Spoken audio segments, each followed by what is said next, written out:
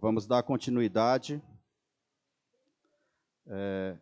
ao nosso encontro, né? Encontro Integrados em Física e seu Ensino, agora com a parte 2 do minicurso do professor Nelson, Episódios da História da Física no Brasil.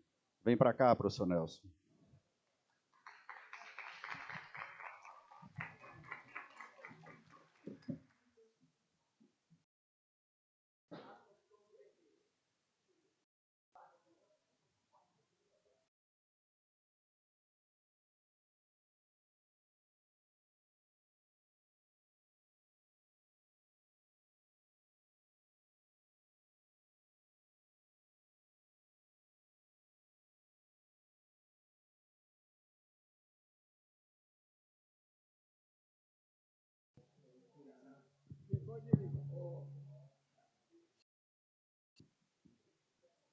Bem, pessoal, vamos continuar a nossa conversa, mas eu tenho que contar uma historinha aqui muito interessante, né?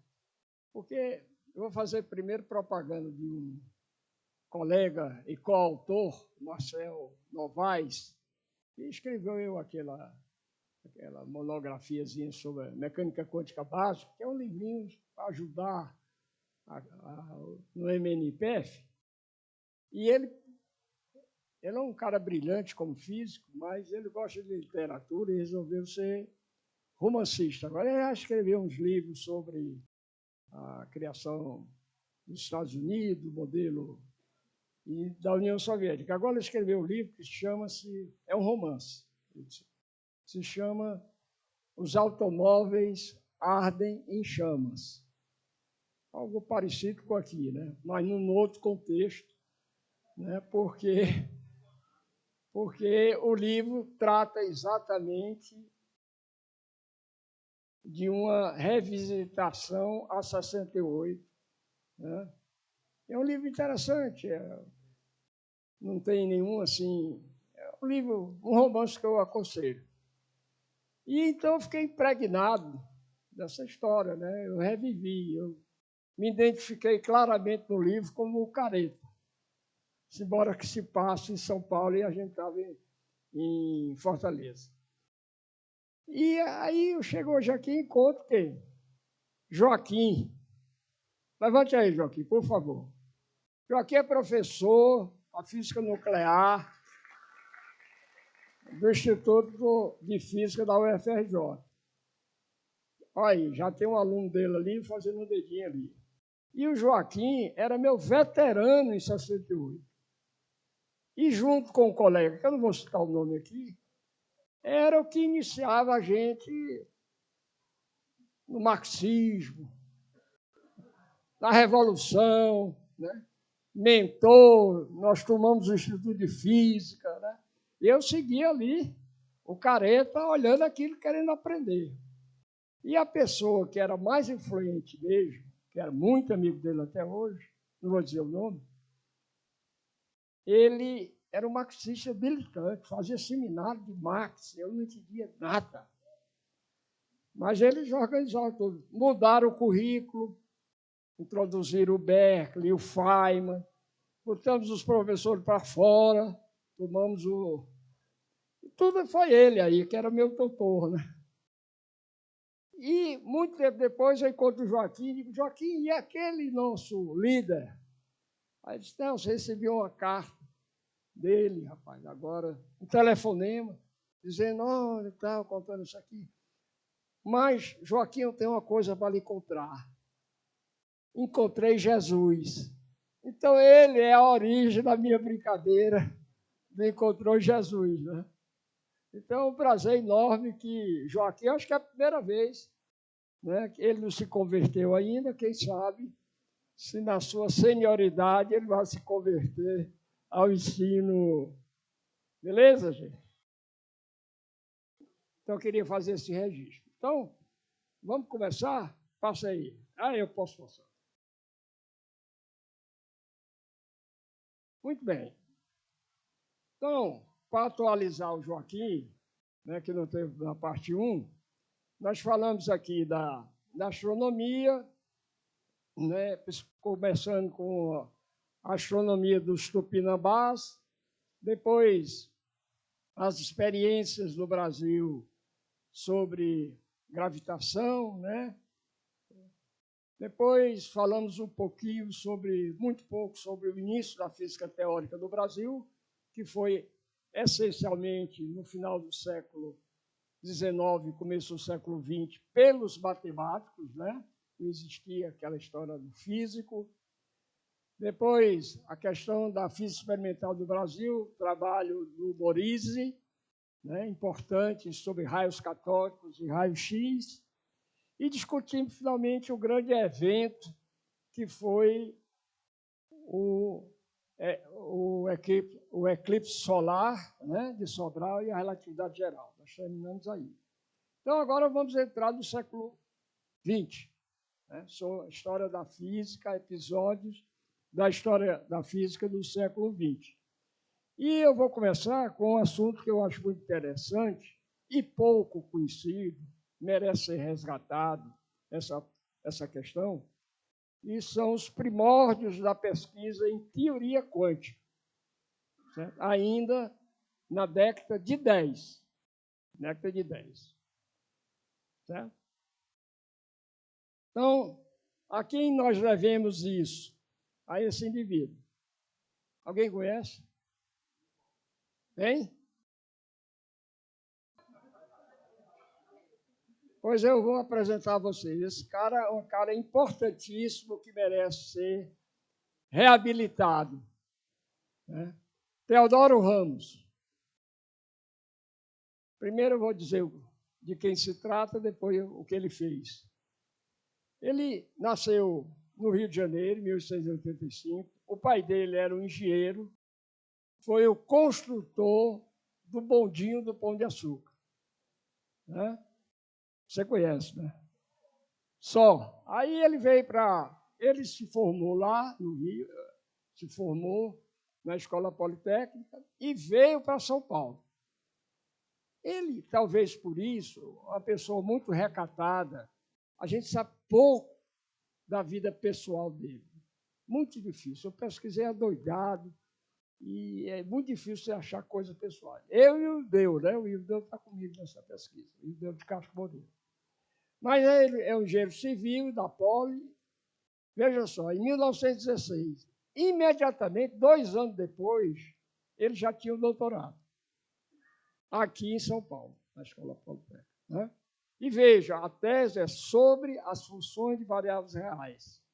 Segundo os historiadores da matemática, inclusive naquele livro de 56, coordenado pelo Fernando Azevedo, há uma citação que diz que ele realmente é o primeiro matemático brasileiro num aspecto novo, de aquele matemático que você falou, né? Lema, teorema, prova, sem o achismo do Souzinha, por exemplo, que era muito intuitivo, mas não provava direito. Né?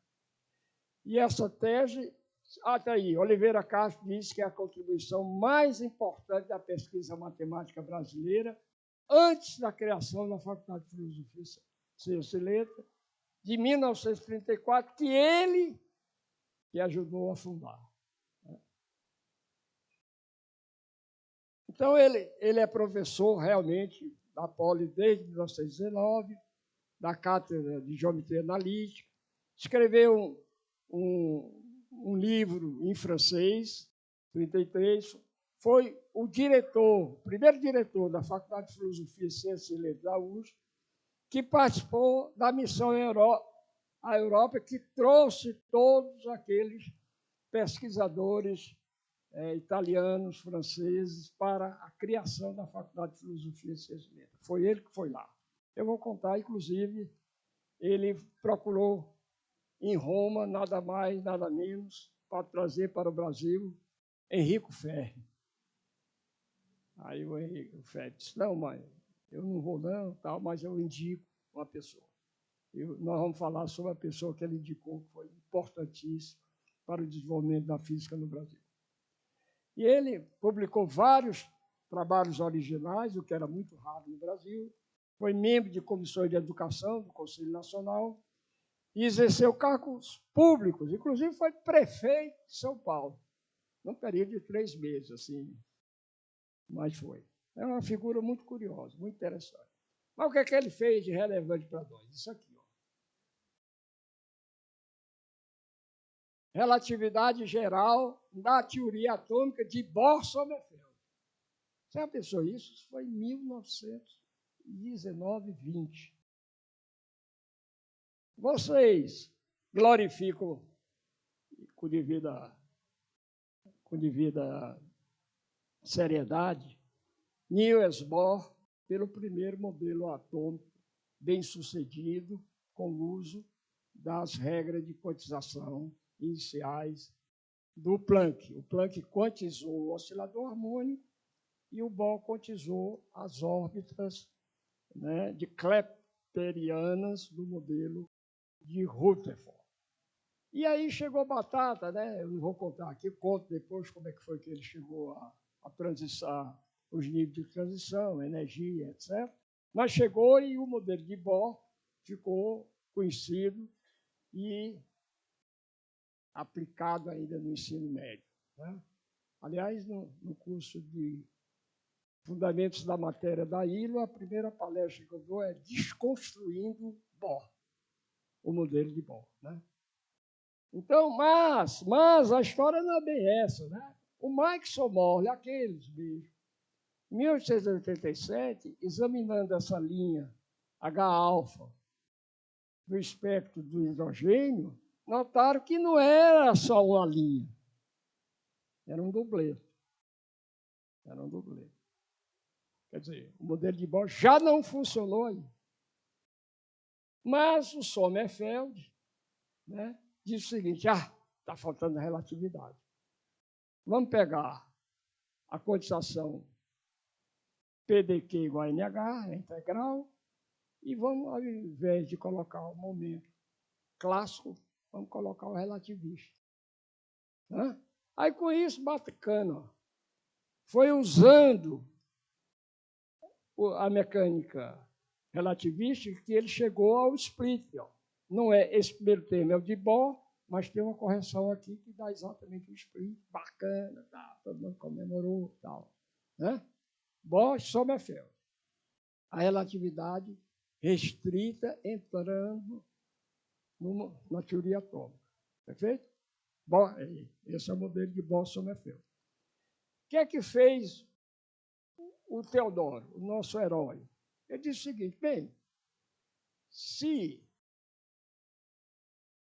a velocidade do elétron em torno do núcleo, ainda no modelo semiclássico, é tal que merece a relatividade especial, a restrita, e quais são os efeitos relativísticos da relatividade geral? O efeito de deformação do espaço. Bacana, né? 1920. Aí ele calculou, ou seja, vamos tratar o problema do espectro de hidrogênio do ponto de vista da teoria da relatividade geral. Deve dar um efeito pequeno, mas eu vou fazer essa conta. Né? E aí ele apresentou o resultado nessa sessão da ABC de novembro de 1923. Olha, as datas são importantes. Novembro de 23, ele apresentou esse trabalho. Certo? O que é que ele fez? Vou dar só a resposta. O que é que ele fez? Ele pegou agora a métrica de Schwarzschild, né, expandiu, pegou na Lagrangiana, e a partir da Lagrangiana integrou a Lagrangiana. P é a derivada da Lagrangiana em relação ao Q ponto, pegou o P relativístico, integrou NH cortado, bimba. Simples assim, a conta é que é complicada, mas simples assim. Muito bem. Agora, para a sua infelicidade e a nossa, o artigo só apareceu impresso no volume 1 dos Anais em 1929, onde a teoria atômica, a teoria atômica de Bohr já estava jogada aos lixos, né? Porque já tinha mecânica quântica. Quando eu apresentei isso aqui para um historiador, Helge Graf, famoso historiador, mostrei para ele isso, eu apresentei esse trabalho para ele lá. no Instituto Niels Bohr. Ele disse, cara, se eu soubesse disso, ele tinha feito um review paper sobre exatamente a teoria dos anos, que a gente chama a velha teoria quântica, né? E ele disse, rapaz, se eu soubesse, porque eu vou mostrar aos outros que eu conheci a partir desse trabalho, né? Por quê? Porque a Academia Brasileira de Ciências não tinha dinheiro para imprimir o seu primeiro número. É incrível, né? Coincidência ou não? Olha, então o cálculo ele fez. Eu com o professor Rogério César Rogério Cantarino Trajano da Costa, que você talvez tenha conhecido lá no Rio, nós refizemos essas contas. Envolve as integrais, né, por polo e tal, mas ele calculou. Então, daqui, ó, esses 3 primeiros termos são os termos de Sommerfeld. Aí tem as correções da relatividade geral, são esse aqui, são esse aqui. E, obviamente, são da ordem, e ninguém vai medir isso aqui. 10 a menos 19, que é esse termo aqui, 10 a menos 13, esse termo aqui. Aí a conclusão é surreal, né? Aquela conclusão de que a gente quer que o Pedro seja aceito, né? Paschen, que foi o cara que descobriu o dublete depois do Michael Morley, em suas experiências, achou que o afastamento do dublete do hidrogênio um valor ligeiramente inferior ao que foi colocado por Sommerfeld. A experiência confirma, pois, uma correção, tendo o mesmo sentido do que achamos. A ordem de grandeza é, porém, diferente. A constante de estratigrafia é 10 a menos 2. Né? Um só 137. Ele achou 10 a menos 7. Tudo bem, né? Vai dizer que tem alguma relevância a conta que ele fez. Né? Mas olha aí, eu descobri isso, cara. Olha, esse paper aqui é do Jorge Jafé, publicado no Annales de Physique. Olha quando foi recebido, fevereiro de 22. Aqui em 23 ele já tinha feito as contas. O outro, publicado no Physical Review, publicado em 23, recebido em outubro de 22, ele apresentou aqui em novembro. E ele não cita porque ele não conhecia. Por quê? Porque toda a influência dele era francesa. Calcul de funções vectoriais. Ele vivia na França. E ele foi aluno do Langevin. Langevin é que deve ter estudado essas coisas. Né? E tem um famoso latino-americano, o Manuel Noval, que fez a tese de doutoramento no MIT, nessa época, e publicou o trabalho dele em 1924. Né? São trabalhos da mesma época e Teodoro Ramos ficou no esquecimento, como muitos outros trabalhos brasileiros. Por isso é que a história da física do Brasil é importante, certo? E a gente divulgar essas coisas. Muito bem, então, comentários finais. A comunicação só foi impressa em 29, quando o assunto já estava, obviamente, superado. Embora que o historiador não goste que a gente diga isso, até prova em contrário, é o primeiro trabalho em física quântica desenvolvido no Brasil. Trabalho mesmo, não divulgação, que também não existia. É quase certo que Teodoro Ramos não conhecia os trabalhos do Jafé, do Valhart e Verê, porque não tinha nem como ter acesso a isso. E o livro dele, eu encontrei o livro que ele usou lá da USP, né? Era do Dondel, Le General Relativité, que é um belga, matemático famoso, e eu vi o livro lá que ele escreveu. O trabalho teria sido motivado pelo intenso debate do Sommerfeld contra o Paschen e Paschen contra os opositores da teoria da relatividade, porque naquela época já tinha todos aqueles Stark, Lenard, né, que estavam realmente acusando a teoria da relatividade, coisa de judeu, aquela história toda já estava lá, no começo do século XX. É notável que, na época, um matemático brasileiro de apenas 28 anos tivesse uma sólida formação em fundamentos da física moderna e tenha contribuído para o seu desenvolvimento com pesquisa original. Né? Nós escrevemos uma breve comunicação dentro daquele Memórias da Física no Brasil, na Física na Escola, e estamos aqui, eu e o Deu, batalhando aqui para ver se a gente termina o trabalho, os detalhes do trabalho.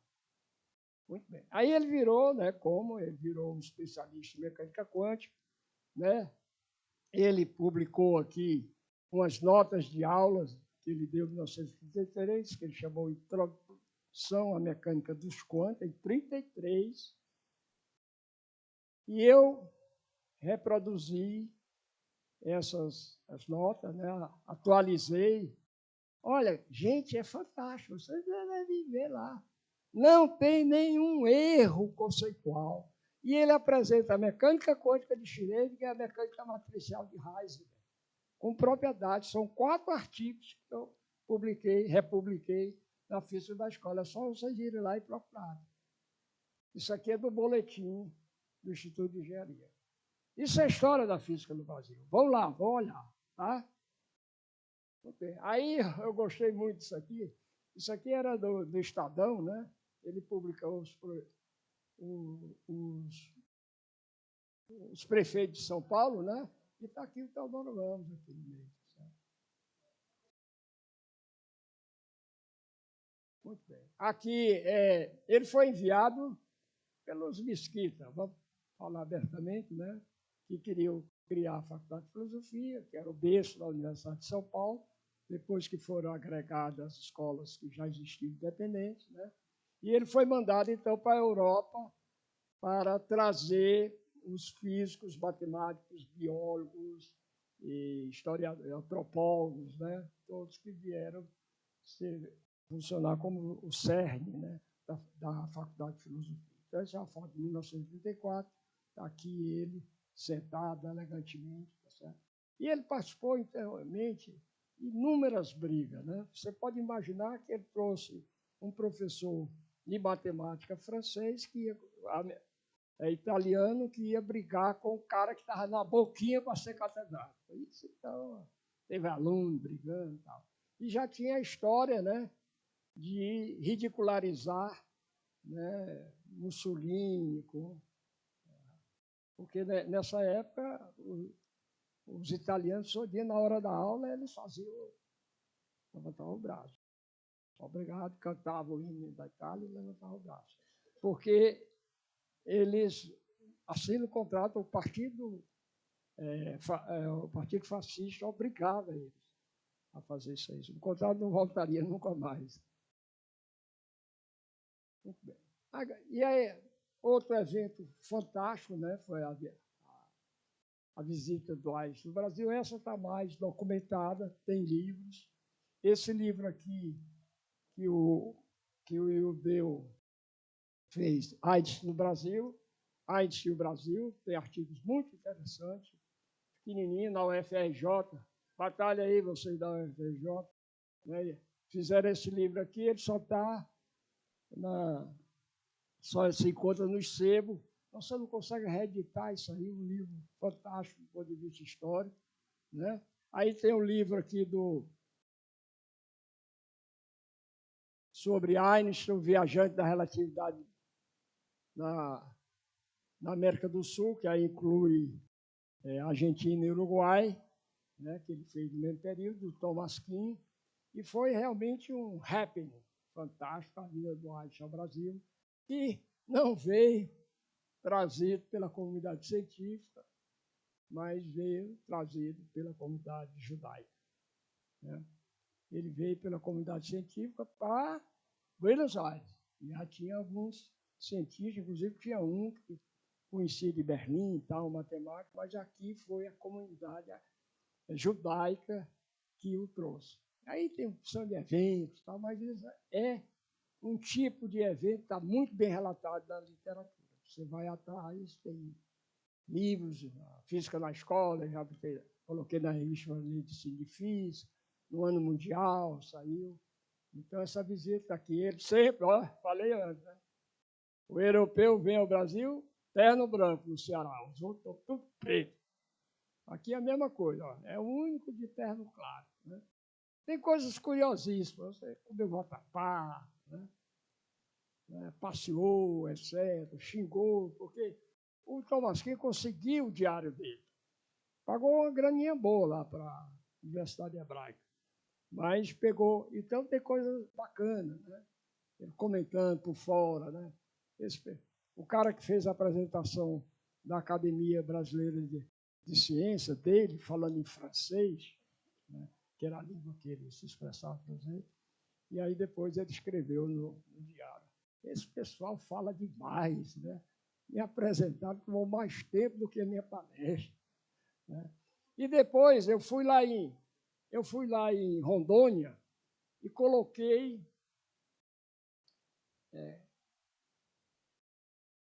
quem Einstein indicou de cientista brasileiro, de personagem brasileiro para o Nobel. Aí coloquei Carlos Chagas, não sei o quê, Marechal Rondon, não sei o quê. Em Rondônia, todo mundo errou. E foi Einstein que indicou o Marechal Rondon para o Prêmio Nobel da Paz. Justamente quando estava saindo do Rio de Janeiro no vapor, ele viu o filme do Rondon pacificando os índios, fazendo contato com os índios, ele achou aquele impressionante. Aí dizem que ele indicou para cutucar os americanos, porque mataram os índios tudinho, o Rondon estava fazendo, e ele disse, sem nenhum assassinato. Aí tem muita história legal. Tá? Me convido no próximo a contar. Mas o que é importante disso? Isso é o fato também que olha que o Haiti já foi devastado. Tudo, né? Tudo a gente sabe do Haiti, e ninguém sabia disso. Né? Que é uma coisa importante. Ele chegou e disse o seguinte, não, eu vou falar para vocês, e ele disse, diário, coisas sobre física. É uma coisa importante que eu quero falar para vocês sobre física. Aí ele escreveu o pronunciamento dele, né? E é o quê? Sobre uma coisa quentíssima na época, que era o debate. Sempre ele, né? O Bohr sempre era contra. O debate do Compton contra o Bohr. Porque quando o Compton fez essa experiência, né, de espalhamento, Compton, né, vem um raio aqui, emite e tal, usa a ideia do Einstein, né, da raio-x como fóton, né, é espalhado e tal. Qual era o problema? É que o Compton, na época, só mediu a radiação. Para onde vai a radiação? Para onde é que vai o elétron? Aí o Bohr inventou uma história, o Bohr, que não havia conservação de energia, que aquilo era um processo estático e tal, para lá, o BKS. E ficou aquela briga, porque o Bohr nunca aceitou o quanto. Dor de cotovelo. Né? Mesmo na transição, quando eu vejo vocês dizer assim, olha, na emissão do elétron, cai um elétron daqui para cá, emitindo um quanto, emitindo um fóton. Se o Bohr viesse isso, ia torcer, porque ele dizia que decaía e emitia radiação. E essa radiação era radiação eletromagnética, não era fóton. Né? Quer dizer, nós estamos contradizendo o Bohr, porque ele não pode todo esse negócio. Aparecia o quanto, ele corrigia. Então, ele era contra isso. Como ele foi contra também a ideia do neutrino, etc. O Bohr, contra a ideia mais recente do Everett, do multiverso, ele tinha umas brigas feias. E aí, então, o que é que precisava? Precisava de experiência de coincidência. Você mede a radiação aqui, vai para cadê o elétron? Então, tem que montar o aparelho, vai a radiação para cá, eu deteto aqui.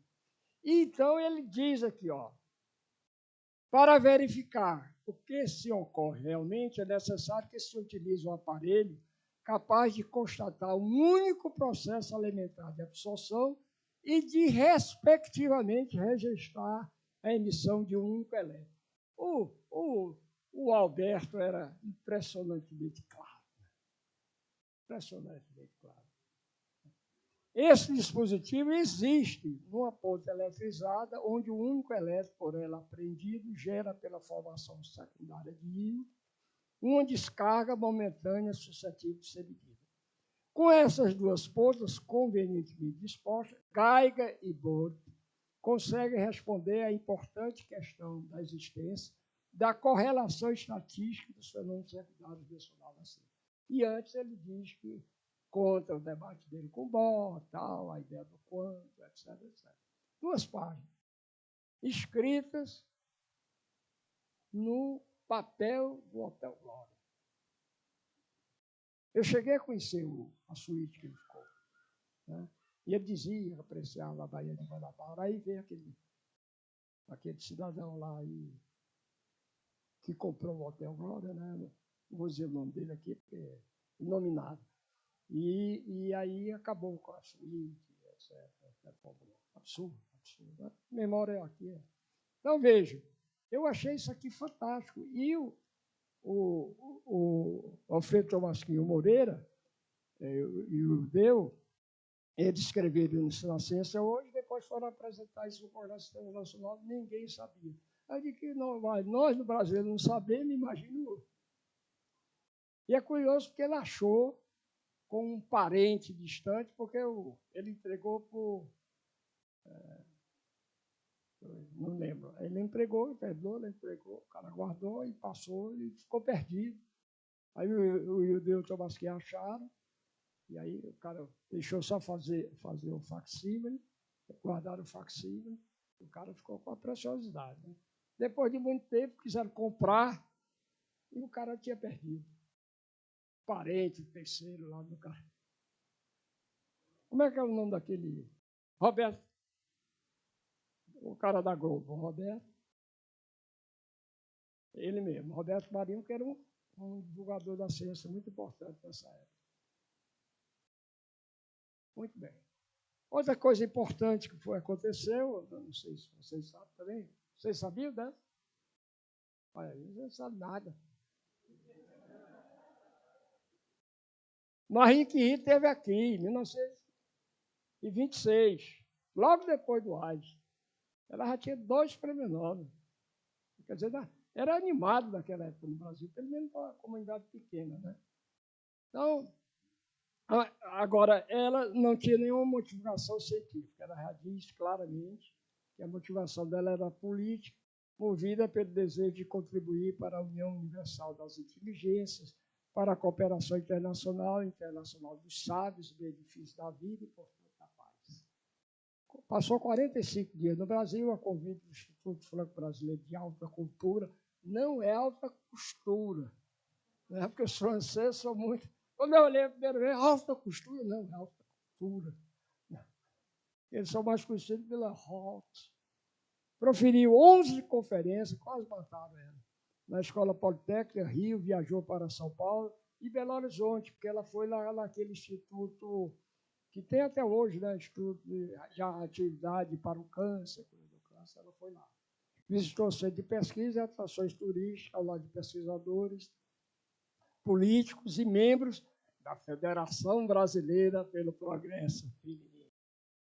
26 aí, porque o voto, né? O voto era bem recente, né? Você vê a contextualização, então eles vão ajudar o mulherio lá. A chegada ao Rio de Janeiro, né? Quem é que está ao lado dela aqui? Hein? Não dá, né? Mas eu vou dizer. A filha, a Irene. A Irene veio. A Irene que Juliou. Né? Veio com ela também, passearam, tal, aquela história toda. Aí está aqui ela, né? já avançada em idade, né? Aqui passeando, sempre no Rio, né? Cidade maravilhosa. Isso aqui o Ildeu conseguiu resgatar. Vocês conhecem a hemeroteca? Hemeroteca, não conhece, não? A Biblioteca Nacional tem a hemeroteca, que é uma biblioteca digital de tudo que está lá. Tudo que está lá. Se você quiser descobrir um parente corrupto, está a notícia do jornal. É só você saber. Então, você procura jornal São Luís, 1900, está lá, você é só procurar, é uma busca fantástica. Né? Você pode procurar, muito bom, muito bom. Todo digitalizado o acervo de jornais, revistas. Inclusive, uma coisa curiosa, os anais da Academia Brasileira de Ciências não estão nos anais. Você que é acadêmica, cobre lá, não estão no site da academia, mas estão na hemeroteca. Então, o artigo do Feynman, 53, eu achei na hemeroteca, porque na academia não tem. Muito bem. Outra importantíssima foi do Fermi. O Fermi, 1934, por que foi importante? 1934 foi o ano, Joaquim, que ele tinha acabado de fazer a teoria da interação fraca, do decaimento beta. Então, ele estava no auge. Tinha já pisado na bola com a invenção, descoberta de um novo elemento químico, que estava em dúvida, tal, mas ele estava no top, tanto que depois ele já foi para os Estados Unidos. E aí, o governo de Mussolini, né, claro, ia mandando o pessoal pagando. Ele veio tudo por conta dos caras. Vai lá, faz propaganda lá. Né? Então, ele teve aqui, tem 2 artigos muito interessantes, um do Ildeu, que é mais recente, 2022, acabou, está no forninho, e tem um mais antigo do Caruso e do Aldir Marques, que foi publicado no Estudos Avançados. Né? Por que foi relevante isso aqui? Primeiro, porque, como eu vou contar daqui a pouco, foi o Fermi que indicou o Kleber Vatag para vir para o Brasil. Então, o Vatag estava interessado. Segundo, que, obviamente, que ele foi conversar física top, né, com esse pessoal. Ele deu essas conferências no Rio, mas deu em São Paulo também, visitou a USP, etc. Segundo, uma coisa importante, porque foi numa dessas palestras que ele apresentou o neutrino para a comunidade, que o Paulo tinha sugerido. E isso vai ficar na cabeça. O Schoenberg disse que foi aí que ele ouviu falar esse negócio do neutrino. E isso vai ter implicações fortes nos trabalhos mais relevantes que eu acho do Schoenberg. Certo? Nós vamos tratar daqui. Beleza, gente? Então, o que é que ele fez? Ele trabalhou no envolvimento da vinda do Kleber para a seção de física da Faculdade de Filosofia, foi ele que indicou. O estímulo do Schoenberg para os estudos teóricos, porque o Vatag já disse, esse menino é bom para teoria, para bom, matemática, sabe tudo. Primeira informação sobre os neutrinos e o decaimento beta, que é dessa região, olha só. Em 1938, o Schoenberg ia trabalhar com o Dirac. Aí passou por Roma e ficou com Fermi. O envolvimento. E ele deu essas conferências em São Paulo e Rio, a Constituição da Matéria, sobre a teoria da desintegração beta, a evolução da física no século XX, a produção artificial dos corpos radioativos, que aqui era a questão do que se supunha ser o novo elemento. Mas a gente não sabe por direito, porque isso é tudo tirado de jornal, cara. Naquela época tinha um jornal, eu vou apresentar depois aqui, tinha um suplemento científico do jornal Amanhã, do Rio de Janeiro, que trazia mais informação do que os anais da academia. Beleza? Muito bem. Aí é nessa época, 1934, que começa realmente a pesquisa institucionalizada no Brasil. Né? Não era a pesquisa do Teodoro Ramos, não. Agora, com a criação da Faculdade de Filosofia, Ciências e Letras, na USP, e dessas instituições no Rio de Janeiro, começa-se realmente a fazer pesquisa como uma coisa séria no país, institucionalizada, com alunos, com investimento, etc. Né? Essa é uma parte importante. Veja como é recente, cara. Mas não é porque é recente que é menos importante. Isso é que precisa ser dito. Né? Então, agora, no Rio de Janeiro, existia o Instituto Nacional de Tecnologia, que foi quem trouxe o Bernard Gross, que nós vamos falar aqui, que é um dos expoentes da física e tecnologia no Brasil. Ele veio e ficou no Instituto Nacional de Tecnologia. Por quê? Porque nessa época é criada a Universidade do Distrito Federal, né? Que não demorou 8 meses, 6 meses, porque o Getúlio acabou. O Brasil é uma coisa assim fantástica. Né? Você cria o negócio, criada por quê? Anísio Teixeira, foi muito comentado aqui. Criaram a Instituição do Distrito Federal. Aí depois, logo depois, o pessoal migrou daqui para a Faculdade Nacional de Filosofia, que foi se consolidar realmente em 1939. Então, nesse período aqui, o que acontecia? Era o Bernardo Gross sozinho, apoiando o Costa Ribeiro na UDF e depois da Faculdade Nacional de Filosofia. Nós vamos voltar a falar sobre isso. Enquanto que em São Paulo, aí o Cléber Bataglia, tempo integral e dedicação exclusiva, a cadeira.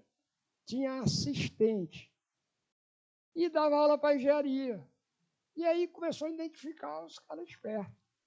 Os alunos bons, engenharia, vai ser minha aula aqui, tá, aquela coisa que a gente faz sempre, né?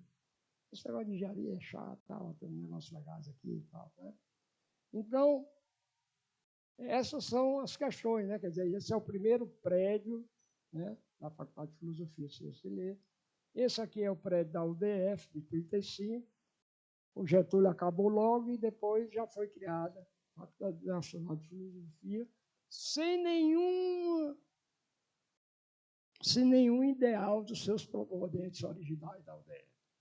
Aí volta o negócio tradicional, cadeira de filosofia, isso aqui bem tradicional. Né? Beleza? Então vamos falar um pouquinho do Bernard Gross e o início da pesquisa do Rio de Janeiro. Né? Quem é Bernard Gross? Bernard Gross é um alemão, né?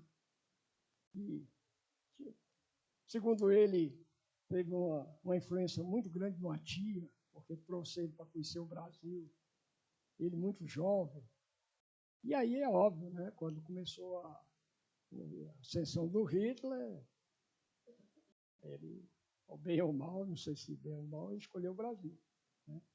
E aí ele chegou, porque ele foi contratado pelo Instituto Nacional de Tecnologia, que era onde se fazia alguma pesquisa.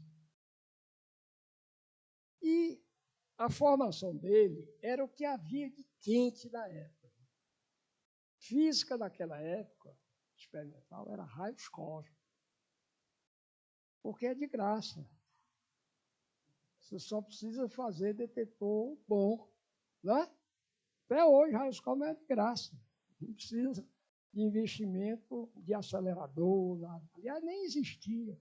Estavam começando os primeiros síncronos ali, merreca e tal. Né? Então, ele trouxe essa questão de raios cósmicos. Agora, uma coisa importante para vocês.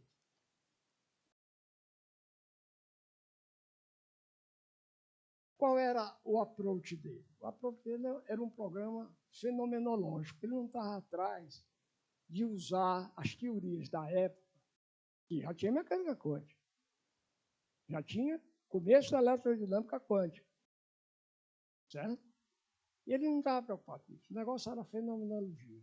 Pegar os dados, ver qual é a influência das partículas na latitude tal, na convergência tal, pegar os dados, analisar. Então, é o que ele chamava o programa fenomenológico. Isso é em contraposição ao grupo de São Paulo, de agora, que estava preocupado mais com os fundamentos da formação dos raios cósmicos. Está entendido isso? Então, isso mostra por que o Gross e o Vatag nunca trabalharam juntos, porque eles tinham uma abordagem diferente. Né? E depois, o Gross, o que ele fez de publicação em raios cósmicos é o que ele trouxe e o que mandava de dados.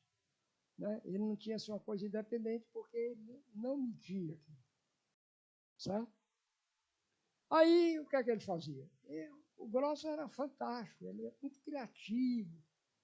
Eu disse, então vamos fazer o que dá. O que dá, estado sólido.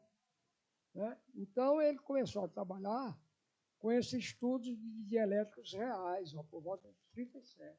Esse negócio de Raskov aqui, não vou competir com o meu chefe lá, que era o Rudin. Então, começou isso aí. E começou a se preocupar com isso, com interação da radiação com a matéria, corrente côncava. Isso aqui, ele que inventou isso aqui, está aqui esse trabalho aqui. Muito conhecido. Ó. Depois. Decaimento radiativo na área de reologia. Ele foi um cara que trabalhou com teoria. E fazia teoria e prática, experiência. Não tinha conversa. Naquela época não tinha essa divisão. O cara fazia era tudo. Né? Então, ele publicou vários livros. Né? Ele é um cara bastante cultuado, graças ao, vou dizer, ao Sérgio Mascarenhas. Né?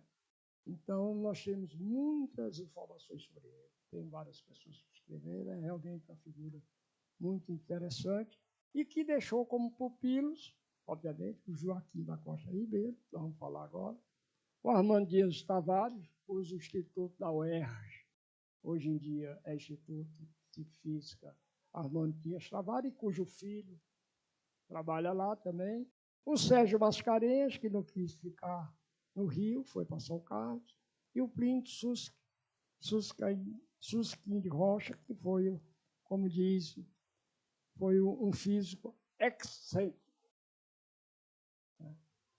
E tem várias coisas, entrevistas dele, quer dizer, ele é mais ou menos bastante conhecido. E aí ele induziu, né, sugeriu o Joaquim Costa Ribeiro, que é um cara famoso, né, deixou 2 filhos físicos, né, e já se sabia, né, muito antigamente, que a solidificação de dielétricos gera a eletrização dos mesmos, ou seja, esses são os primórdios do velho microfone, que é o dielétrico que ressoa.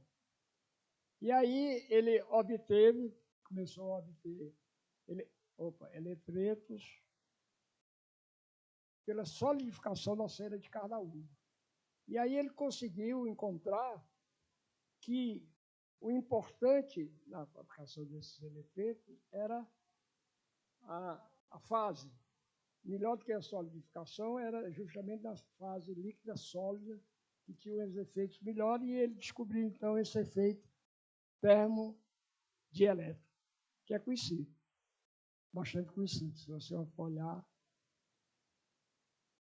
nessa área, ele é bastante conhecido. É um fenômeno geral observado em dielétricos, sujeito à mudança de fase. Então, ele conseguiu obter as leis gerais com quem? Com Jaime Thion, que ia se tornar um físico teórico de partícula. Mas a teoria geral do efeito termodielétrico, como foi chamado, foi dada pelo Gross, e está nos anais da ABC em 1953. E aí, quando ele se aposentou lá no Rio, o Sérgio Mascarenhas levou ele para São Carlos. Né? E aí ele foi realmente o criador do grupo de São Carlos, a parte estação. Né? Eu o conheci em 1975, quando fizeram homenagem pelos 70 anos dele. Né? Foi um evento muito importante. Muita pesquisa aplicada, eu vi que um cara da Bell, tá? Acho que foi o primeiro congresso internacional, digamos, que eu assisti, porque, né, as palestras eram todas em inglês e tal, né? Eu tinha acabado de chegar em São Carlos. E aí ele fez, então, a partir daí, visitas anuais. Quando estava frio lá, ele passava 6 meses aqui. 6 meses aqui, ele ficava na Universidade Técnica de Darmstadt. Então, ele ficou durante 10 anos aqui e faleceu aqui no Brasil. Mas foi ele que produziu nova linha de pesquisa de estudo de física de São Carlos, da USP. O primeiro aluno lá da USP que tirou o mestrado com ele foi Luiz Nunes de Oliveira, é uma pessoa conhecida hoje em dia. Luiz Nunes foi o primeiro aluno dele. Muito bem. Agora um depoimento aqui que talvez os cariocas não gostem muito, mas que é verdade, né? E é do Ferri, Mário Ferri, do Souza Montanhã, que são dois historiadores. Se de um lado os grupos de Gross e de Costa Ribeiro podem ser tomados como modelos de pesquisa bem-sucedidos por terem encontrado o campo adequado para atuar, mesmo em condições adversas, de outro lado, não contribuíram substancialmente para a formação de uma comunidade mais ampla do Rio de Janeiro nas décadas de 30 e 40. Quer dizer, a pesquisa, mesmo no Rio de Janeiro, vai começar quando? Com o CBPE. Ou seja, 20 anos depois. Enquanto que em São Paulo, não. Graças a quem? Ah, sim, aí tem que mencionar, já que eu estou falando de Estado Sólido, esse evento fantástico no Rancho das Marocas, que é de 1969, que reuniu toda a comunidade de Estado Sólido, né, no Brasil. Eu consegui, com o Sérgio Rezende, identificar todos, exceto quase todos, 2 pessoas. Esse aqui, ninguém sabe quem é essa mulher. E tem um aqui que a gente também não sabe quem é. O resto a gente identificou todos. Luiz Guimarães Ferreira. Esse aqui é o irmão do João Batista Figueiredo, o poeta que foi o primeiro diretor lá da Universidade do Rio de Janeiro. Tem alguém aqui de lá, eu ouvi falar. E tem o MNPF também lá. E o pessoal acha que era um assistente, secretária e tal, né? Veja que essa aqui é mulher gaúcha, Vera Beatriz Freitas. O Campos foi do casamento, mas era Beatriz Freitas. Trabalhou muito tempo comigo na UFSCar. Olha o Sérgio Mascarenhas novinho, o Sérgio Rezende e o garotão, né? Tinha acabado de voltar nos Estados Unidos, olha aqui o uniforme que ele conhece. Camisetinha coisa, tá, americano, típico, né? Esse cara aqui foi um cara muito importante no Ceará, Francisco Alcides Germano, né? Foi o primeiro doutor no Ceará, né? Luiz Guimarães Ferreira, Roberto Lobo aqui atrás e tal. Consegui identificar todo mundo, né? Muito interessante essa foto aqui. Né? Mas eu não posso deixar de falar do Nordeste. Então, lá no Nordeste, Pernambuco, tem uma figura central, que foi o Luiz Freire, que produziu muito pouco em física, né? Naquela época, imagina, a escola de engenharia, para criar o curso de física lá foi eu encrenca, eu levava de física, mas ele foi o que a gente chama aqui um descobridor de talento. Né? Olha a turma que ele mandou para o sul da vida. Né? Mário Schember, José Leite Lopes, Evásio de Carvalho, Samuel MacDowell, Fernando Silva. Físico. Químico, meu querido e saudoso Ricardo Ferreira. Matemático, Leopoldo Nacho, Maria Laura, que veio a casar com José Leite Lopes, Manfredo Perdigão do Carmo. Ele identificava nas engenharias, o pessoal estava, meu filho. Schember, aqui é pouco para você, vai fazer engenharia em São Paulo. Então, toda essa aí. Mas é interessante esse artigo que o Guto Videira descobriu, que é um artigo que ele escreveu, você vê que coisa interessante. 38, ao encontro de um dos mais fascinantes mistérios do universo, o Roscoe. Por quê? Ele foi receber o pessoal no navio, que era Schemberg, Vatag, etc., que iam para a Europa. Aí ele foi visitar e disse, vou fazer um artigo de divulgação. Né? Mas ele teve outras coisas interessantes. Ele se tornou catedrático, criou o Instituto de Física e Matemática em 51, foi diretor daquela UDF. Ele foi diretor, mas não pagaram a passagem para ele assumir. Aí ele disse, então não vou. Coisa de maluco. Participou da criação do CNPq, do Conselho Deliberativo, e escreveu o artigo científico. Quer dizer, ele é mais importante, que não é pouco, né, encaminhar esse pessoal todinho para fazer física, Muito bem, agora uma parte que eu investiguei, uma parte da minha pesquisa, realmente, que eu publiquei recentemente, que é sobre o Clébio Hattag e a pesquisa em física na UFRGS, que a gente pode dizer que é o primeiro grupo consolidado, né? Aqui, o Clébio Hattag é um ucraniano, né, do Nordeste, mas, no contrário do pessoal que fugiu do fascismo, ele fugiu, foi da Revolução Bolchevique, porque o pai dele era rico, tal, para família importante, vai estudar na Itália. Então, ele se formou na Itália lá e foi aluno do Fermi. E quando ele estava trabalhando com o Fermi, foi que... E física teórica. Ele era físico teórico, trabalhando lá. Aí o Fermi não aceitou vir e falou para o Teodoro Ramos: vai ter um menino bom aqui. Leva ele, um menino bom aqui, sabe fazer as coisas. E ele veio ao Brasil. E está aqui ele aqui atrás.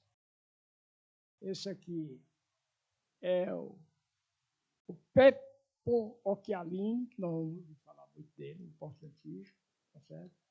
É Mário Schemer, com toda a sua cara, e outros menos. Esse aqui era o Marcelo Damy, que nós vamos ouvir falar. Essa aqui é a assistente lá. Essa aqui foi uma das primeiras mulheres, a Isabelle, esqueci o nome dela. Tem 2 artigos interessantes nessa fase, do Roberto Salmeron, que falou sobre ele, está publicado, e mais recentemente o trabalho do Hermínio Tavares, do Alexandre McDonald e do Guto Oliveira sobre. E eles mostram nesse artigo que, pelo fato do Hattag ter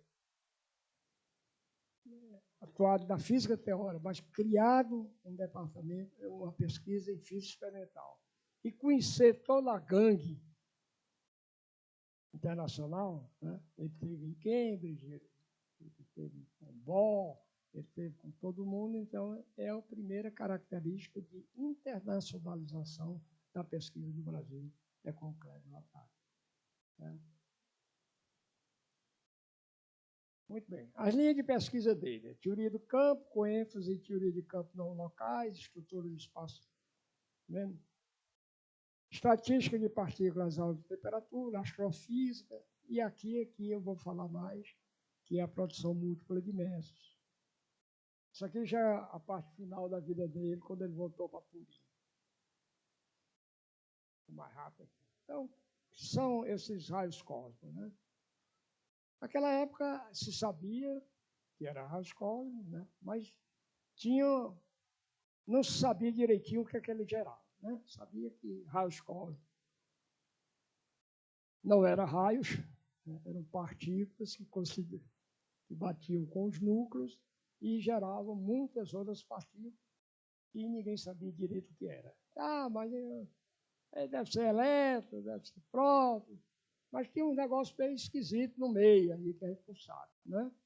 E naquela época tinham já características de identificação que ele chamava o mesotron, que era uma partícula que ia carregada e que tinha massa intermediária entre a do elétron e a do próton. Era o básico que eles podiam saber, indicativo, né?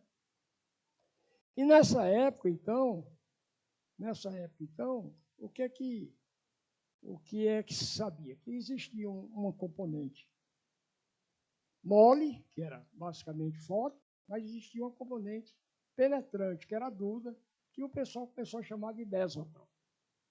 Mas não sabia direito o que era esse mesotron. Então, ao final dos anos 30, a origem da componente penetrante, essa aqui, era um dos problemas mais importantes da pesquisa em raios cósmicos. Saber que bicho era esse.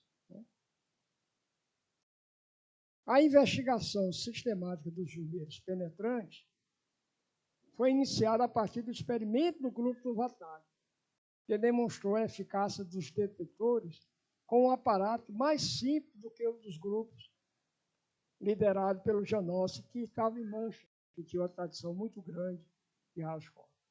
Mas o que é mais interessante do trabalho, que ele descobriu que tinha componente dessa que penetrava mais de 17 centímetros no chumbo.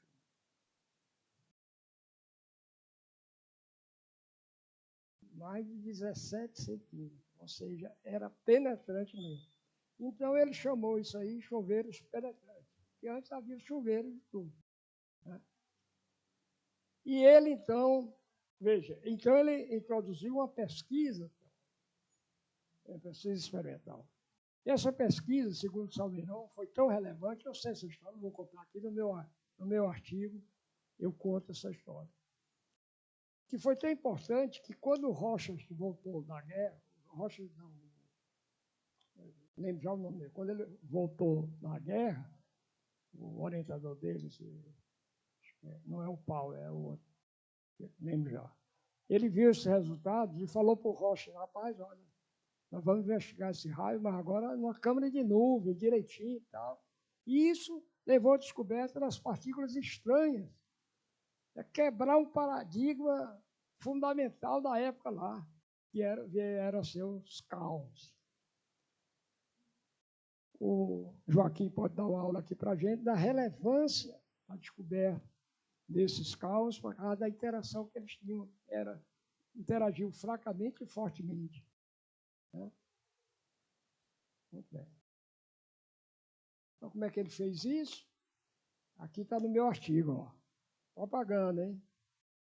Eu, na parte de história, o Marcelo Leigo, que eu não entendi muito pouco de defetor de raios cósmicos, ele é especialista em raios cósmicos lá da UFABC, então ele me ajudou a entender como é que era essa história. Se você for ver, é relativamente simples, desde que eu tenha um circuito de coincidência muito legal.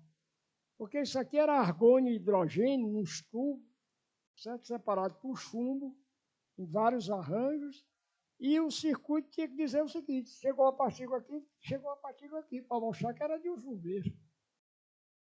Senão, uma isolada ali, uma isolada ali. Então, o circuito de coincidência foi construído pelo Marcelo Damy e pelo Paulo Pompeia, que eram alunos dele, da engenharia que ele tinha vindo buscar. Então, ele mandou o Marcelo Damy para Cambridge, ele aprendeu a fazer o circuito, o Paulo Pompeia desenvolveu, disse, não, esse nós sabemos fazer, e fizeram, inclusive, detectaram isso aí, e, beleza, isso aqui eu não. Publicaram no Physical Review. É o primeiro trabalho de um grupo brasileiro no Physical Review. No que veio a vir chamado, olha, eu gosto de extasiar, assim, de pressionar as pessoas, né? Numa palestra minha, né? A cara que a Rita fez, oh. Ninguém sabe disso, sabe? Fica o quê? Pois é. Então ninguém sabe disso, foi o primeiro artigo de um grupo brasileiro. É claro, 39, mas foi publicado em 40, né? Porque o pessoal diz, não foi o primeiro artigo de um brasileiro. O Bernard Gross publicou no Physical Review. Mas não era um trabalho assim de um grupo brasileiro. Era o resultado que ele tinha lá, ele publicou. Né? Mas assim, no Physical Review Letter, essa foi minha briga com os referees, né? Porque eu disse, é o primeiro artigo, não pode dizer que era, tá bom. Mas é. Não, mas é mesmo. É o primeiro artigo de um grupo brasileiro publicado no Physical Review Letters, 1940. E não só um. Aqui, ó, isso tem no acervo da USP, era o manuscrito corrigido. Me deu saudade, né? Porque era assim que a gente fazia, ainda no meu tempo. Né? Mandava bater a máquina e ia corrigindo a mão. Bata de novo, bate logo. Ele batia. Está lá, está o artigo todinho, o manuscrito. Né? Muito bem, esses são os dois grandes auxiliares dele. Marcelo Damy, que se tornou um cara importante, né? na própria USP, e o Paulo Pompeia, que trabalhou com o Compton lá em Chicago, e depois foi para o ITA. Foi ele que construiu toda a parte de física do ITA, os laboratórios de física e química. Esse é o laboratório de física e química, né? A família não sabia dizer, né? Porque isso aqui é uma foto da família. Eu não sabia dizer o que ele estava fazendo aí, mas queria, como ele organizou o laboratório de física e química, eu desconfio que isso não seria. Aí veio a Revolução, tchau e benção, voltou para a USP, mais para a Faculdade de Arquitetura. Tem 2 netos que são físicos, né? Um deles, lá da USP, lá que trabalha em relatividade, que não leva o nome dele porque, eu não sei, um cara importante que era jornalista da Folha de São Paulo e tal, que é o pai dele, então ele não leva o nome do Pompeia, mas o outro neto está no ITA. Muito bem. A importantíssima foi essa reunião em 1941, que eles chamavam simpósio, que foi realizado em 41, né, com a vinda do Arthur Kopp. O Arthur Kopp é aquele mesmo. Só que depois ele se interessou muito por raio, porque era o que tinha, né? Ficar olhando ali. Já mostrei lá. E era prêmio Nobel, né? O segundo prêmio Nobel. O primeiro foi Mille, americano. O segundo foi ele, né? E aí convidaram ele para vir para cá, para dar aula, né? E também, segundo Olival Freire, o interesse não era só esse, era diplomático, entrar na guerra, aquelas coisas que a gente conhece, vinha fazer a média aí também, né? Então, esse evento foi no Rio de Janeiro, né, na academia, patrocinado pela Academia Brasileira de Ciências, né? Está aqui a turma toda, tem os nomes todos. No meu artigo eu discuto isso aqui. Mas antes eles passaram um tempo em São Paulo, né, lançando balão. Você lançava o balão, botava o detector para ver o chuveiro. Então está aqui o corpo, ó, olhando o pessoal trabalhar, né? Porque nessa altura trabalhava mais, né? Prêmio Nobel não vai trabalhar, lançar balão, né? Só tem os balões aí e manda os dados para mim que eu analiso. E, aliás, às vezes nem isso, só assino o peito. Tá certo? Então, isso aqui foi muito importante a vida do Compton, porque o cara prêmio Nobel, trabalhar, enfim, como vieram os outros. Né? Mas foi aqui, nesse evento, que os anais existem, né, que o Vatag apresenta realmente a teoria dele para explicar por que esses efeitos isso, usando teorias dele. Eu analiso também no meu artigo. Aliás, o Vatag foi o primeiro cara, segundo o Salmeron, a mostrar que era mais fácil trabalhar no sistema centro de massa do que no sistema laboratório. Isso é um negócio interessante, né? A conta sai. Aí eu mostro a conta, só para vocês aprenderem. Eu mostro, faço a conta exatamente como é que a colisão de um próton com um mesótron no sistema centro de massa. Pá. O pessoal faz de bolinha, né? Bolinha. Faz coisa séria. E ele participou também, muito interessante, dessa discussão. Essa discussão foi séria. Por quê? Primeiro, porque foi Heisenberg que propôs uma teoria meio, digamos assim, heterodoxa. Estava todo mundo atrás da eletrodinâmica quântica. Né? Como é que funciona a mecânica quântica para distância muito pequena, no núcleo? Tudo está resolvido. E no núcleo? Como é que a gente vai? Aí apareceram várias teorias assim, e o Vatag, junto com o Heisenberg, acreditava que existia uma distância mínima, fundamental, de aproximação de qualquer partícula ao próton. Ali não valia mais mecânica quântica. Então, esse comprimento mínimo passaria a ser uma constante universal. Mas não deu em nada.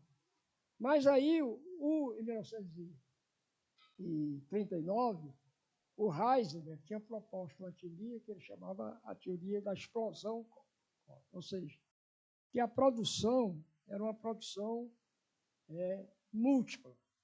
Você chegava aqui, pá, pum, para tudo que é lado. E o pessoal aqui do Heitler, alguém já estudou no livro de Theory of Radiation do Heitler, Wilhelm Heitler, nós estudamos. Então ele dizia que não dá, tem que ser um a cada um. Pá, e era o colisão, e que ficou conhecido como a produção plural. E o Heisenberg dizia, não, esse é o único evento. Pá, e o Heisenberg, e foi, vocês também não sabem disso, e foi o Kleber Vartag, com seus resultados, do evento que ele mostrou no simpósio, está aqui, ó, o Heisenberg cita Vartag, ó, Anais da Academia Brasileira de Ciência. Esse é o artigo que o Vartag fez, mostrando com os dados que ele tinha que o evento era um, a hipótese. Esse artigo aqui é do Heisenberg em 48. Entendeu? Então, o Vartag estava assim, com os homens. E em 1945, enquanto a gente fez aqui o simpósio do Rio de Janeiro, ele fez um em Berlim. Eu tenho os anais desse artigo de Berlim. E lá ele defende os trabalhos do Vartag, ainda em 43. Então, foi isso aqui. Eu discuto isso aqui, ó, propaganda aqui, viu? Tá. É o meu último trabalho, está aí, quentinho na beleza? Essas coisas você não sabia, cara. Você tem que dizer. A primeira vez que eu falo alguma coisa, a pessoa vai fazer lá, conhecimento prévio, zero. Nenhuma importância, nenhuma relevância. Né? Muito bem. Aí foi, então, aquela influência do Vartag, que trouxe o ferro, e do ferro, que apresentou à comunidade o neutrino, que isso ficou na cabeça de quem? De Mário Schenberg. O Mário Schenberg é uma instituição. Né? Uma instituição. Ele fez de tudo. De olho fechado. Fez de tudo. Mas na área de física, matemática, teoria de campo, etc., tem gente que trabalha. E assim com os caras, né? Teoria do elétron, teoria pontual do elétron, muitos trabalhos, né? Mas todos trabalhos muito carregados. Eu não ia trazer esse trabalho para cá para respeito aí depois de lógica fuzzy, se eu mesmo tiver aqui um cálculo de Dirac, aí o pessoal aqui já vai café, comer antes. Então, eu trouxe 2 trabalhos que os astrofísicos são também. Que os astrofísicos dizem que só por esses 2 trabalhos ele estaria já conhecido no mundo todo. Então, eu vou trazer isso. Um é o efeito Urca e o outro é o limite de Chamberlain. Mas esse cara é fantástico, né? Ele é físico, matemático, político, filiou-se ao Partido Comunista Brasileiro, foi deputado, caçado, toda aquela história, crítico de arte, grande crítico de arte brasileira. Aliás, o Jô Soares, a fofoca, isso aqui chama-se História Caras. Tipo cara. Que é altamente relevante, porque anima tudo. O Jô Soares conta no livro de memória dele que hospedou o Mário Schenberg e a mulher dele vários meses quando ele estava sendo perseguido pela ditadura. Curioso, né? Não sabia disso. Também não. Irrelevante, absolutamente. Então, como é que foi essa história? É interessante, né? Quem é essa aqui? Olha aí, branquinho. Ah, contei um branquinho aqui. Aí, quem é esse aqui? Também ninguém sabe. George Gamow. Ah, todo mundo conhece. Né? George Gamow é uma figuraça. Né? Eu e o Wildão estamos agora investindo em saber tudo sobre ele. A partir da visita dele. Né? Porque era um cara curioso. Né? Vocês conhecem o famoso paper Alfa Beta Gama. Né? Alguém conhece? Você conhece. Alfa, beta, é o espelho mais importante sobre a evolução da nucleossíntese, etc. Né? E o gama era o orientador do Alder, que era um estudante pós-doutorado. E aí o Alder que fez realmente o gama. E aí, quando saiu o artigo publicado, Alder, Det e gama. Aí o Alder ficou pé da vida, né? Porque não, é que o Beto trabalha nesse negócio também, tem contribuição importante. Mas ele não fez nada, professor. Esse pai não ficou bonitinho? Alfa, beta, gama. O cara ficou pé da vida, mas é o famoso P da alfa, beta, gama. E depois ele arranjou outro incauto, que eu não me lembro mais, que era o D, então foi alfa, beta, gama, delta. Pois é, ele veio para o Brasil, a convite do Chamber. Você vê a internacionalização. Ele veio para o Brasil a convite do Chamber. Né? Aí deu as palestras no Rio de Janeiro e tal. Nessas palestras estava quem? Mário Chamber. Com a ideia do neutrino. Aí o Vatag diz, aqui o Vatag, ó. O Vatag, cadê o Chamber? Está aqui. Leva esse menino aí, esse menino é muito bom.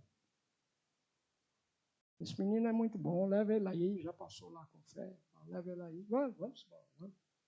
Aí arranjou uma bolsa, Fundação Rockefeller e foi para lá.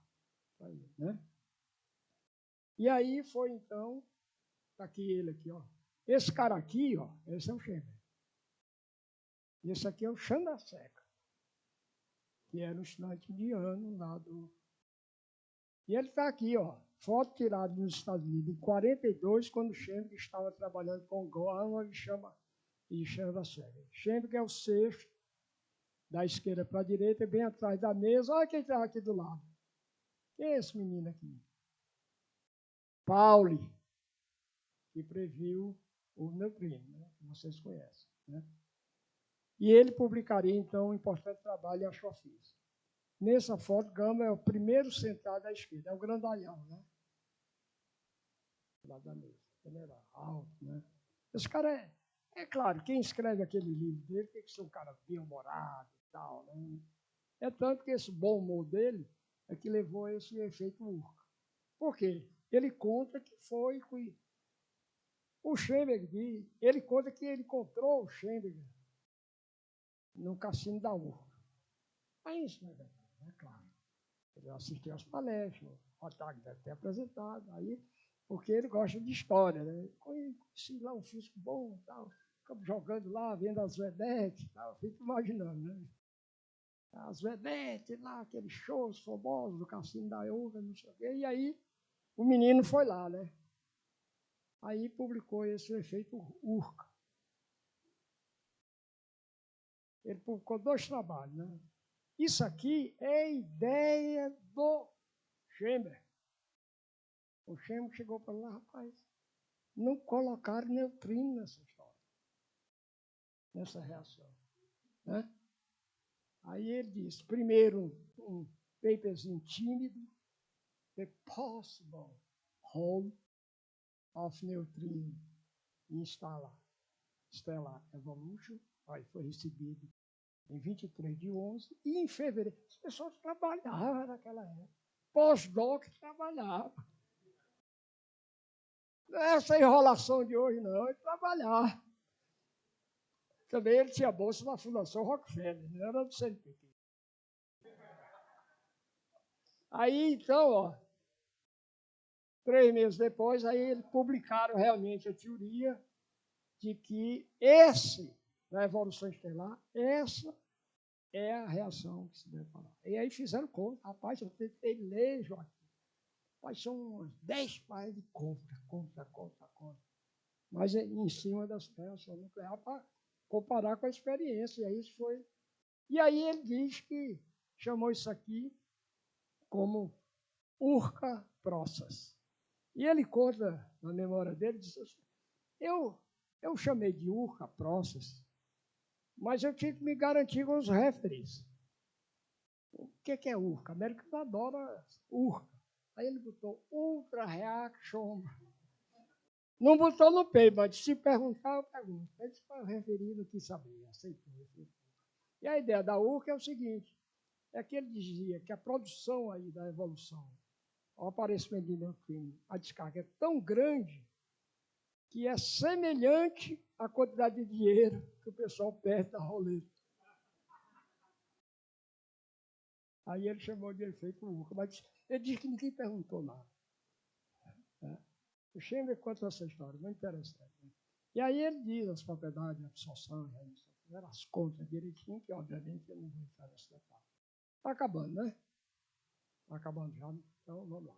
E aí depois, já com o Chandra Secker, que era outro pós-doc dele, ele fez esse outro Ultra P, né, que é sobre qual é a sequência de coisa até o limite que acaba a evolução. Né? O Chandra Secker já tinha um trabalho anterior nessa área. Aliás, tem um brasileiro que escreveu um paper na Revista Brasileira de Científica, memorando os trabalhos iniciais do Chandra Secker. Mas ele não chega ao parte do Chandra. Quem quiser pode ir à frente. Né? Mas se você for, é bacana, se você for aqui na Wikipedia, tem mais trabalho do Chandra e o Chandra Secker vai discutir. Não podia faltar lá. Podia deixar de falar sobre mulheres. Então, principalmente que eu sabia que a Rita estaria aqui. Mas, independente disso, as mulheres do Brasil escreveram um livrinho muito interessante chamado Mulheres da Física. Não precisa comprar se não quiser, pode baixar do site, está todo o livro lá. Por que eu escolhi essa mulher, entre outras? Porque, primeiro, eu tenho uma admiração por ela, na época, pelo que ela fez e pelo desfecho inesperado. Né? O Leite Lopes conta que ela era uma menina brilhante, porque o Leite Lopes veio aprender as coisas aqui com o Vatag, antes de ir para o exterior, antes de ir para a Princeton. E conheceu ela. Olha aqui, quanto tempo ela viveu? 25 anos. É isso mesmo? 25 anos. Todos dizem que ela era brilhante. E aí, o que aconteceu? O Scherer mandou ela para trabalhar com quem? Dirac. Ela foi trabalhar com Dirac. Né? Esse aqui é o obituário dela, que eu deixei aqui, porque se vocês tiverem a paciência de ver isso aqui projetado, você vê toda a historiazinha. Né? Isso aqui está no suplemento que eu falei já, amanhã, Ciência para Todos, de 24 de 11 de 48. É interessante que na mesma folha, lá na hemeroteca, viu, que eu peguei isso aqui, na mesma folha que está nesse suplemento, que está o obituário dela, em cima está, professor Leite Lopes é nomeado catedrático da faculdade. Engraçado, né? Então, ela foi lá, mandada pelo Vatag, trabalhar com Paul Dirac. Mas aí ela começa a se queixar do grande Dirac. Nós pegamos cartas dela, em que ela se queixa que o Dirac não quer saber porra nenhuma de aluno.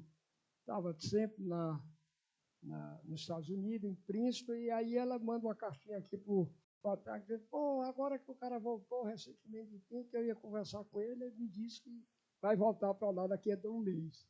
Então, aí eu fiquei mais admirado dela, porque ela fez tudo sozinha.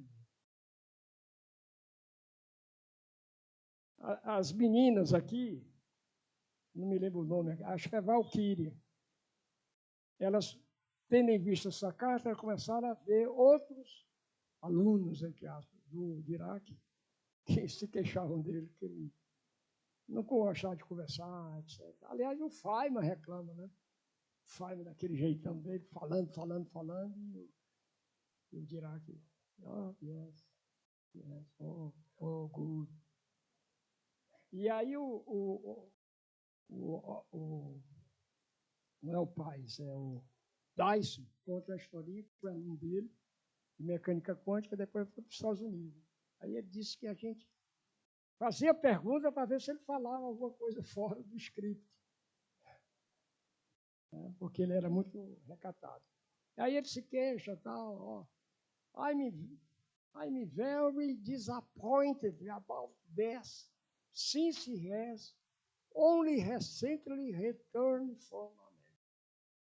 Está desapontado porque ele chegou agora e vai dizer que vai voltar. Então, agora veja como a carta é interessante. A carta é de março de 47. Ela, em fevereiro de 48, já estava aqui. Ela estava se queixando que não tinha orientador e ela colocou 3 papers. Ou seja, ela é uma pessoa diferenciada. Além de trabalhar, ela... Por isso que eu me interessei por aí. E vou me interessar mais. Eu quero saber aquelas contas que ela fez. Muito bem. Agora, o Brasil na era... Estamos acabando. O Brasil entra na época dos aceleradores, né? Já no final dos anos 40, porque o Vatag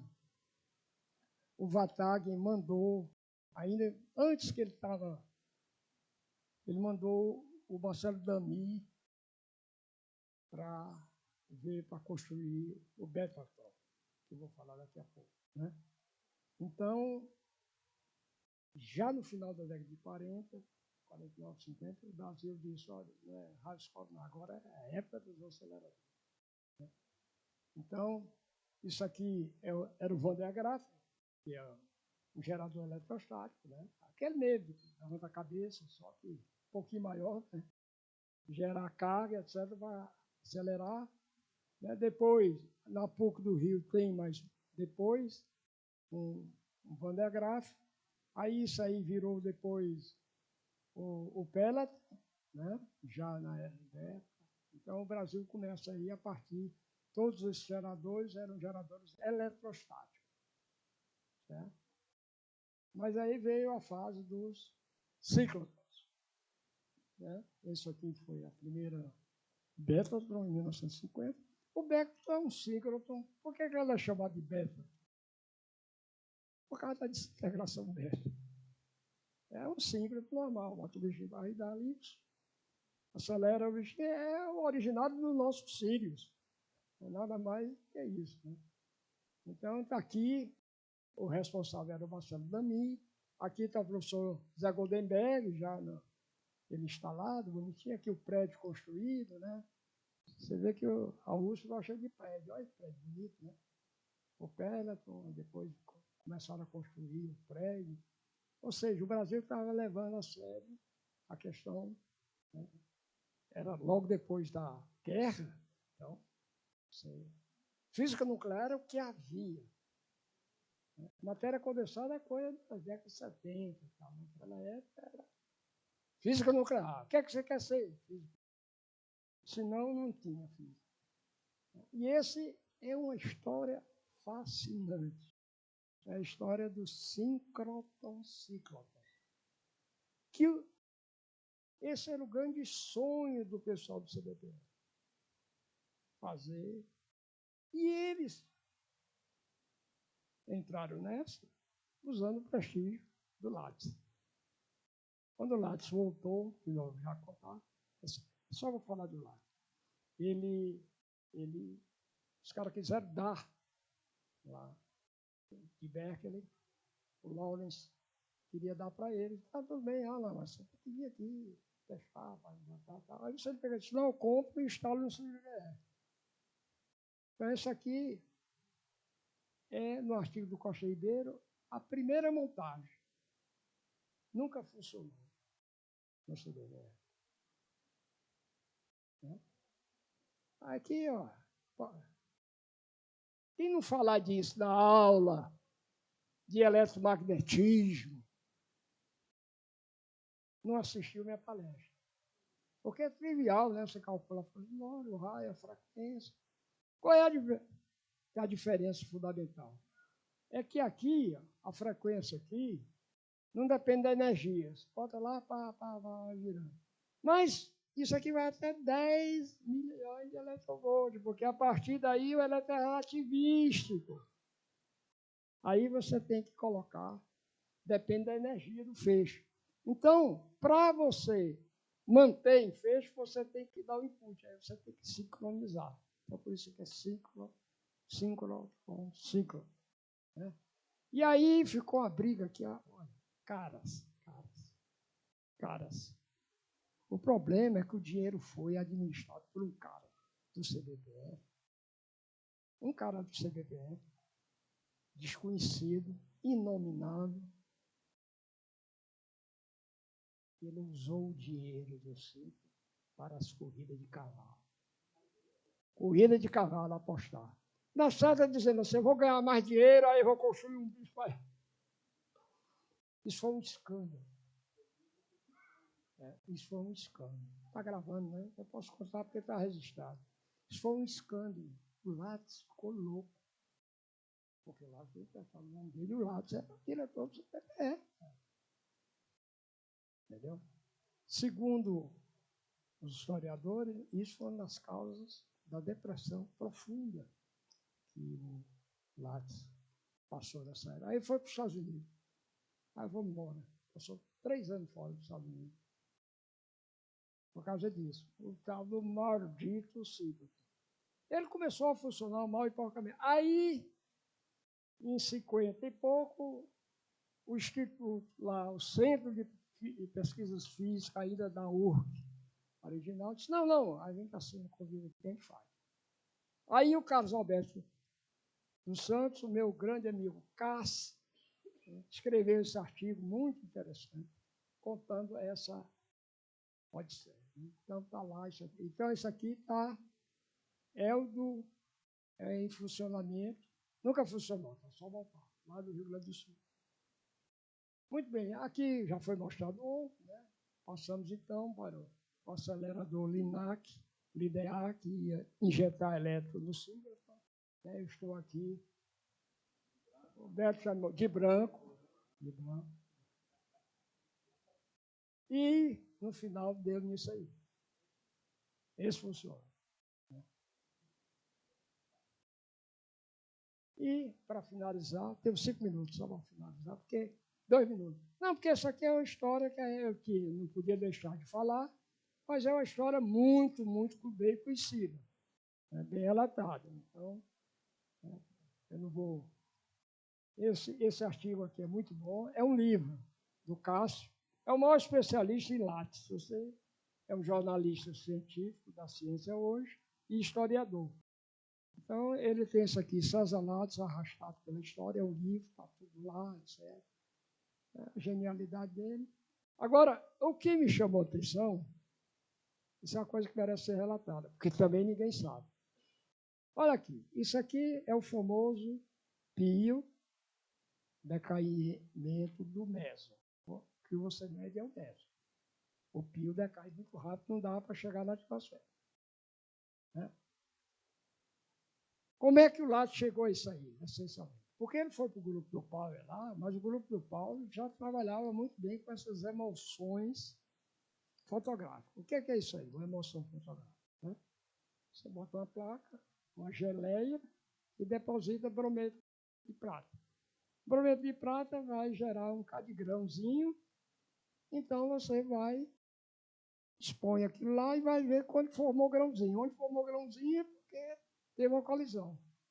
O que tiver lá. Então, você vai lá. Então, é isso que mede. Como é que você sabe a massa? É um trabalho louco, porque você tem que ver aqui pelas condições, se o grão é mais largo, menos largo, se produz, etc. É um trabalho louco. Isso era feito por quem, essa análise disso aqui? Quem sabe? Ninguém sabe. Por mulheres contratadas pelo pesquisador. Eu devia ter trazido uma foto. Aí fica aquele mundão de mulher, tudo no microscópio, vendo a emoção. Certo?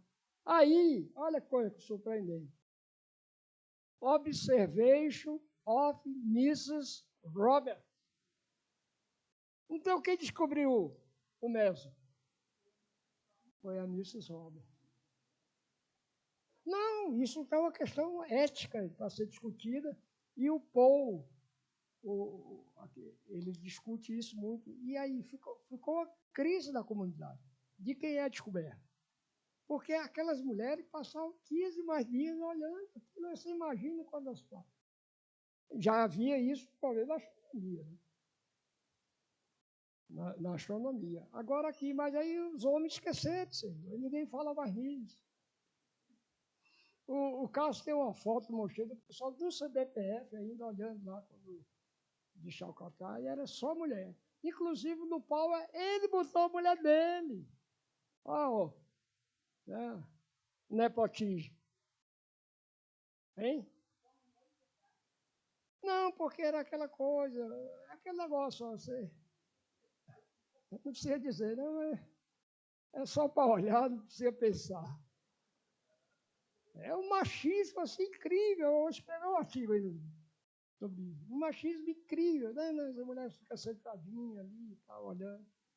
Depois ela me disse, então todos os coisas têm isso aí. Ah, isso é para acabar. Então, o Glatz diz aqui que a grande contribuição que ele fez isso aí foi o quê? Primeiro, ter inventado Chacaltaya. Porque o Occhialini já tinha visto algumas coisas nos Pirineus. A gente não, vou ver de nós, Chacaltaya, que são 5.000 quilômetros. E segundo, que ele avisou a Hildon, que era a que fabricava as emoções fotográficas, ele disse assim, olha, bota borax nessa mistura. Lápis. Bota borax nisso aí, bota boro nisso aí, porque vai dar um grão maior e eu vou ver melhor. E ele diz que essa foi a grande contribuição do Paulo. E aí o pessoal diz, o Prêmio Nobel devia ganhar. E não é aí que ele devia ganhar o Prêmio Nobel. Ele devia ganhar o Prêmio Nobel aqui, ó. Porque logo depois que saiu o paper, quem chamou para visitar, para conhecer? Niels Bohr. Menino, vem para cá me contar a história. Porque o Bohr, o que eu chamo Bohr, o Bohr não tira o mérito acadêmico dele, mas o Bohr, eu digo que ele é o coach da física. Cabe bem esse apelido? Espalha aí. É o coach quântico. Não, porque naquela, pensa bem, não é brincadeira não, pensa aí naquela época. Ele fez um instituto com dinheiro da Carlsberg. Ele tinha uma família tradicional, ele tinha dinheiro, criou aquele instituto e disse, meninos, vão para cá. Eu estive lá na sala que ele reuniu-se lá. Aquele pessoal refugiado do leste europeu, vem para cá, vem para cá. Ô, Sommerfeld, tu tem aluno bom aí? Eu mandei para Göttingen. Não, Born, manda os meninos para cá. Quem são esses meninos? O Paulo e o Reis, o Schroeder, vamos conversar com o coach. Está gravando, hein? Vou ficar famoso. Esse é um coach quântico. Não, porque eu vou falar francamente. Me irrita um pouco quando eu vejo se ele colocar o Niels Bohr ao lado do Einstein. Gente, menos. Porque o Abraham Paz pergunta no livro dele, que o aluno perguntou para ele, qual foi realmente a contribuição do Bohr que ficou? Hein? Não. Assim, porque, veja bem, porque tem aquele modelo de controle, mas exceto inventar aquele princípio da complementaridade, que é a interpretação, isso não é quântico, o que ficou? Dualidade ou da partícula, mas isso é interpretação. Né? Dualidade ou da partícula é o nome da encrenca, como diz o Feynman. Né? Não é a explicação do fenômeno. Né? Então, essas coisas eu digo, aí o cara diz, não, Bohr é importante. Foi importantíssimo, se não fosse ele.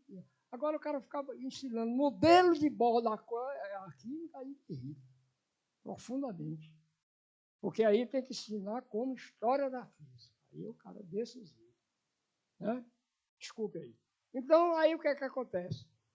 Aí o Bó chama, menino, vem para cá. O Bó mandou 2 alunos assistir a palestra, o seminário do Lattes, e vem para cá. Então, antes de vir para ele passou lá no Bó, o Bó pediu a bênção, ou pediu a bênção do Bó, né? E aí foi chamado imediatamente para ir para a Califórnia, para Berkeley, para fazer o síncroton funcionar, não que ele não fez, funcionar não, dar resultado. Porque o Lawrence tinha se envolvido com tudo que era investidor, tanto público como privado, que o síncroton era a coisa mais importante, porque ia curar o câncer, ia não sei o que e tal, e não saiu nada. Né?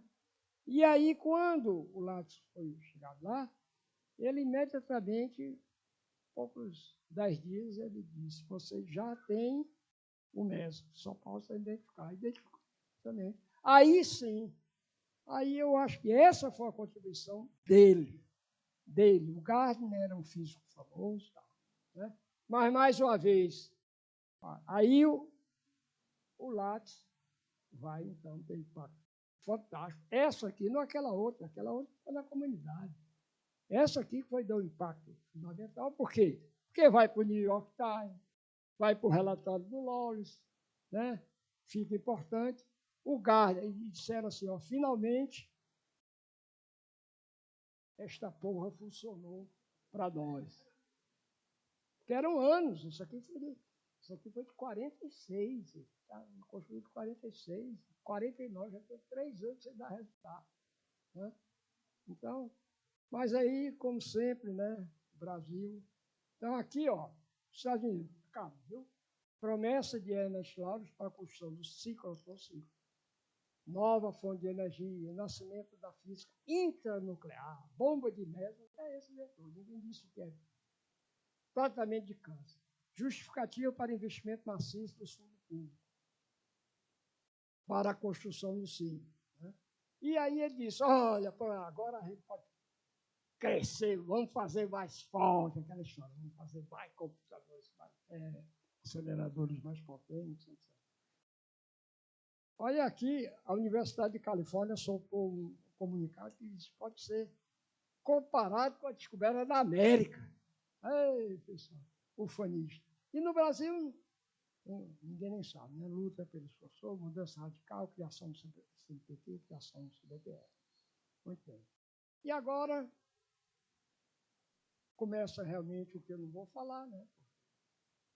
Eu tinha programado para um curso de 3 palestras, como era, mas me deram só 2 que eu tinha cursado. Né? Então, aqui tem os fundadores do CBPF, né? Eu não sei por que o Leopoldo Naves está vestido de militar, que ele não era, né? Esse aqui é do Sistema Dinâmico, Maurício Peixoto, Sérgio Leite Lopes. Aqui é a Maria Elisa Frota Pessoa, que era casada com Jaime Tiomo. Aqui era o Sérgio Costa Ribeiro. Esse aqui era um italiano visitando. Aqui em Príncipe, a cambada aqui. E foi nessa cambada aqui, parece Lattes, etc. O Will Kawa, né? Que era o cara do presidente. Olha aqui, apóstolo Lattes ficou presidente do Conselho Diretor do CNPq, 51. Quer dizer, tudo isso é uma coisa muito importante. Né? E essa foto aqui eu não podia deixar de mostrar. O corrupto está aí, viu? O corrupto está aí. Não vou mostrar não, mas está aí. Hein? Não, entrego não. E aqui é só uma foto muito bacana, eu consegui essa foto diretamente, está em todo lugar pirateado, mas eu consegui do Caltech, porque é uma foto, é uma foto autografada, por quem? Por do meu ídolo. Aqui ele, ó. Quem é? Dick Feynman. Né? Então ele veio aqui e eu conto essa história, né, as passagens dele para o Brasil, desde 49. O Feynman veio fazer pós-doc no Brasil. Você sabia disso? Não sabia. E ele conta essa história, que ele passou 6 meses aqui, 3 meses aqui, rapidamente, ele passou 6 meses como pós-doc. E ele, então, ia para o hotel, arranjava um rádio amador, me dá os dados aí que eu faço a teoria. Aí tem uma carta que é muito curiosa, ele conversando com o Fé, olha essa teoria aqui, está conversando na carta, né? Aí ele responde e diz assim, agora eu me despeço para você, porque eu vou para a praia de Copacabana, que fica aqui em frente, que eu sempre tenho boas ideias quando estou lá. É outra contribuição para a ciência do Brasil, a ida do FAI na praia de Copacabana e fazer outras coisas também, igual ele era um grande especialista. Aqui, ó, tem um livretinho interessante do Videira e do Cássio, e que mais recentemente o Ildeu editou os 200 anos de ciência e tecnologia do Brasil, da ciência e cultura, que vai além da física, mas para vocês, certo? E muito obrigado.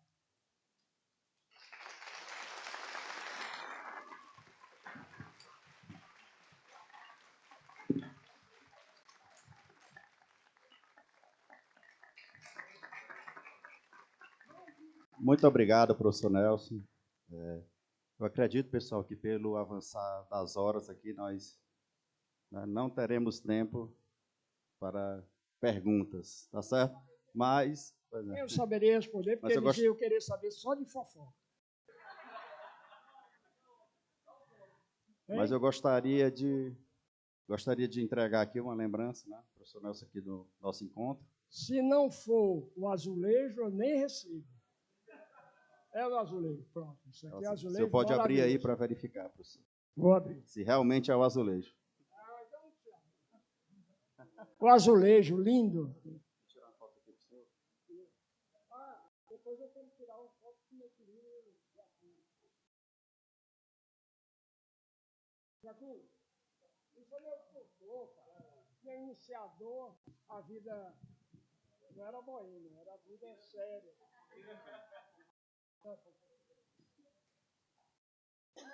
Não.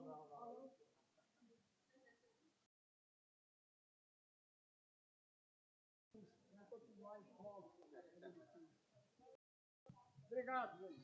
Então, pessoal, mais uma vez, né, vamos agradecer ao professor Nelson. Excelente curso.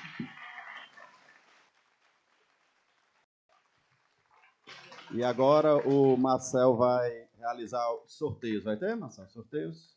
Vai dar os informes aí.